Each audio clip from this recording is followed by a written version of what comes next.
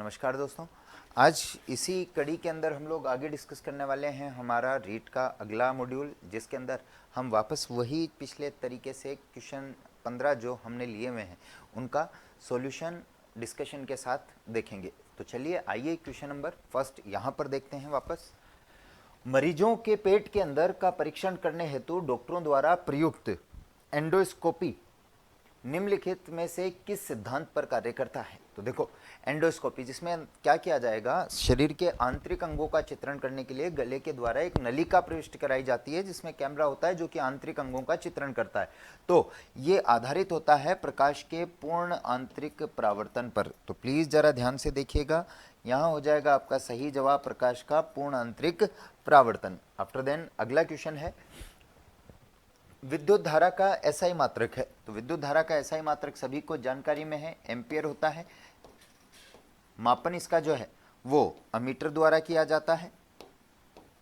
ठीक है, ध्यान रखना है, विद्युत धारा का एसआई मात्रक एम्पियर। इसी तरह से आगे बात करें फ्यूज कि आपका जो विद्युत फ्यूज होता है, जो किटकेट फ्यूज आप इस्तेमाल करते हैं, इसका सिद्धांत क्या है।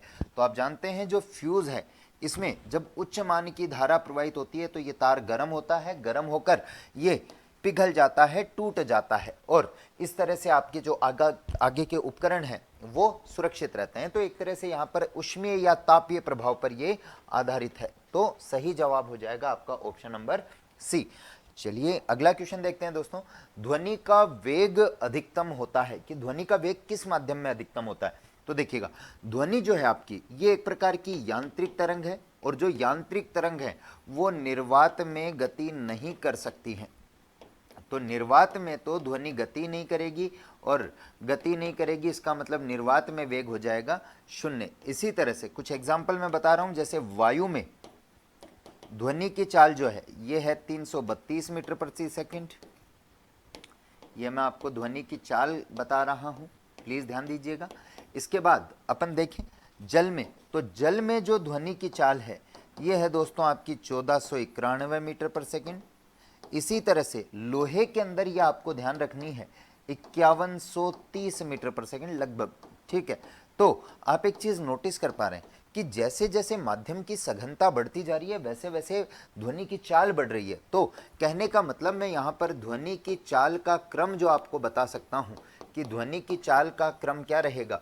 तो ध्वनि की चाल का क्रम सर्वाधिक ध्वनि की चाल होती है ठोस में, ठोस से कम होगी दोस्तों द्रवों में, और द्रवों से कम होगी ये गैस में। तो प्लीज ध्यान दीजिएगा, ध्यान दीजिएगा, यहाँ आपसे पूछा जा रहा है कि ध्वनि का वेग अधिकतम होता है, तो किस में अधिकतम होगा, किसी ना किसी धातु में। क्यों? क्योंकि धातु क्या होगी आपकी, ठोस होगी। चलिए बढ़ते हैं अब आगे। खाने का सोडा है, तो देखिएगा एडिबल सोडा जो है आपका खाने का सोडा जो है, और एक होता है आपका दोस्तों वॉशिंग सोडा। ये दो चीजें ध्यान रखें। वॉशिंग सोडा के बारे में पहले मैं आपको बता दूं, ये होता है आपका सोडियम कार्बोनेट। रासायनिक सूत्र हो जाएगा इसका Na2CO3 डॉट 10H2O, धावन सोडा जिसे आप लोग कह देते हैं। खाने का सोडा या मीठा सोडा या बेकिंग पाउडर के बारे में हम लोग बात करें,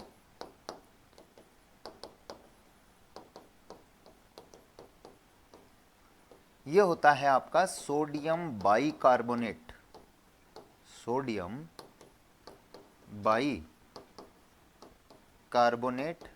और इसका सूत्र हो जाएगा आपका NaHCO3।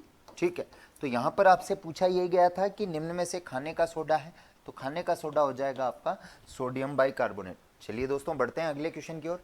हीमोग्लोबिन में पाया जाने वाला तत्व है, तो हीमोग्लोबिन में आयरन धातु पाई जाती है, ध्यान रखें। हीमोग्लोबिन Hb, रक्त का आरबीसी का जो लाल रंग है ये इसी हीमोग्लोबिन के कारण होता है। और देखें जरा ध्यान से, इस हीमोग्लोबिन में पाई जाती है आपकी आयरन धातु। इसीलिए तो देखो, जब खून की कमी हो जाती है, रक्त की कमी हो जाती है, तो डॉक्टर क्या कहते हैं कि आयरन की गोलियां लीजिए। क्यों? क्योंकि सीधी सी बात है, हीमोग्लोबिन में कौन सी धातु पाई जाती है, आयरन धातु पाई जाती है। बढ़ते हैं अगले क्वेश्चन की ओर। अगला क्वेश्चन है, पीतल किसकी मिश्र धातु है। तो देखिएगा, दो मिश्र धातुएं जो आपसे बहुत बार परीक्षाओं में पूछी जाती है, एक तो आपका कांसा और एक पीतल। जनरली हमने देखा है कि हमारी जो प्राचीन सभ्यताएं थी हड़प्पा, मोहनजोदड़ो, ये जो सभ्यताएं थी, यहाँ पीतल और कांसे के बर्तन बहुत मिले थे। तो यहाँ सीधी सी बात है, आपसे कांसा और पीतल की मिश्र धातु पूछ ली जाती है। तो देखें, मानव ने जो सबसे पहले मिश्र धातु खोजी, ये थी आपकी कांसा। ब्रॉन्ज, जैसे सुना होगा भारत ने कांस्य पदक जीता, ब्रॉन्ज मेडल जीता, ठीक है। तो इस तरह से ये कांसा जो है, ये तांबा और रांगा की मिश्र धातु होती है। तो तांबा रांगा देगा दोस्तों आपको कांसा, ध्यान देवें, तांबा रांगा देगा आपको कांसा। तांबा कॉपर जानते हैं आप, रांगा होता है आपका टिन, और ये आपका ब्रॉन्ज है ही। प्लीज जरा ध्यान से देखिएगा। तो बढ़ते हैं अब, तांबा रांगा देता आपको कांसा, कॉपर प्लस एसएन बोले तो टिन।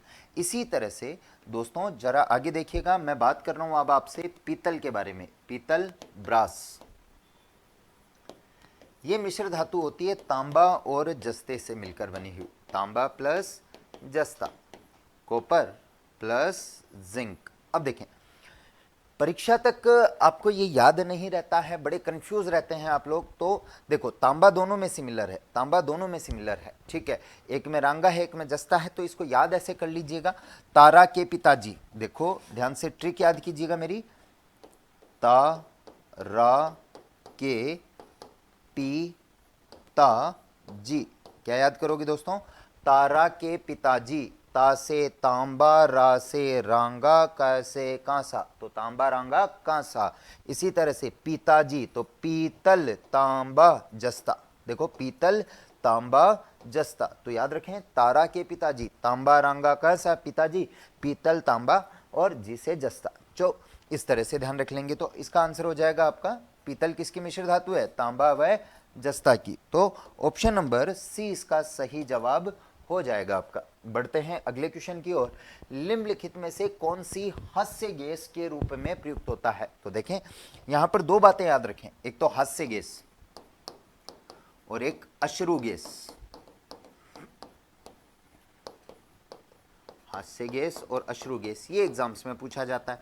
हास्य गैस आप जानते हैं लाफिंग गैस, और अश्रु गैस है आपके पास टीयर गैस।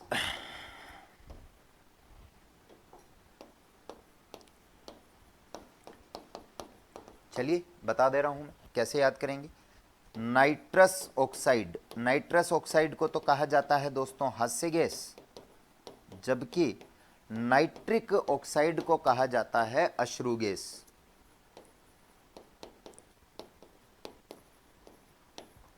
इसका फॉर्मूला रहेगा N2O, जबकि इसका फॉर्मूला रहेगा NO2। अब देखो, सामने लिखा हुआ है, लेकिन याद कैसे रहे परीक्षा तक, तो वो देखिएगा।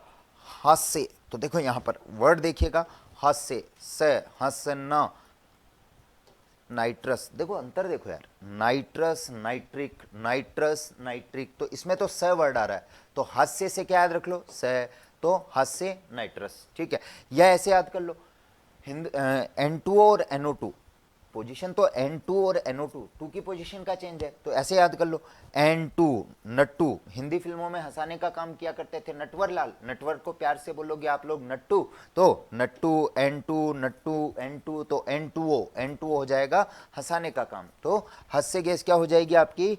Nitrous oxide. तो ऑप्शन नंबर ए इसका सही जवाब हो जाएगा। बढ़ते हैं दोस्तों अगले प्रश्न की ओर, ध्यान से देखिए। निम्न में से कार्बन का अपर रूप नहीं है, बहुत ही इजी प्रश्न। कार्बन के अपर रूप जानते हैं आप लोग, हीरा है, ग्रेफाइट है और फुलरिन है।